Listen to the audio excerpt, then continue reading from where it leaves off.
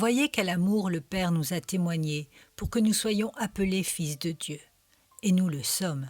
Si le monde ne nous connaît pas, c'est qu'il ne l'a pas connu. Bien-aimés, nous sommes maintenant enfants de Dieu. 1 Jean chapitre 3 versets 1 et 2. Voyez quel amour le Père nous a témoigné. Considérez qui nous étions et ce que nous ressentons en nous-mêmes, même maintenant quand la corruption est puissante en nous. Et vous serez émerveillés en pensant à l'adoption. Pourtant, nous sommes appelés fils de Dieu.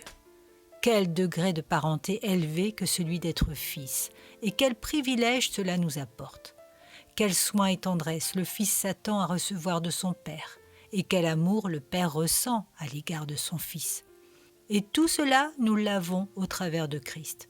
Quant à la souffrance que nous pouvons en retirer, nous l'acceptons comme un honneur.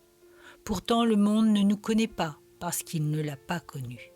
Nous sommes satisfaits d'être inconnus avec lui. Bien-aimés, nous sommes maintenant fils de Dieu. Ça, c'est facile à dire, mais ce n'est pas facile à ressentir. Comment ton cœur l'éprouve-t-il ce matin? Es-tu dans les plus profondes afflictions?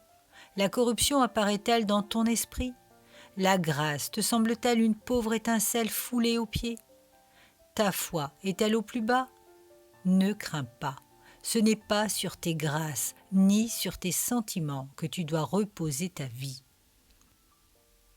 Tu dois simplement vivre par la foi en Christ.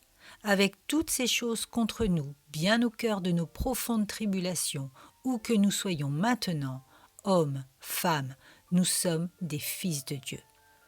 Oui, mais, dis-tu, vois comme je suis revêtu, mes grâces n'ont pas d'éclat, ma droiture n'est pas évidente et ne brille pas de gloire.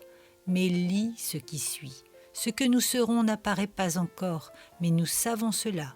Quand il apparaîtra, nous serons comme lui. Le Saint-Esprit purifiera nos esprits, et la puissance divine rendra parfaite notre corps. Alors ce sera le moment où nous le voyons tel qu'il est.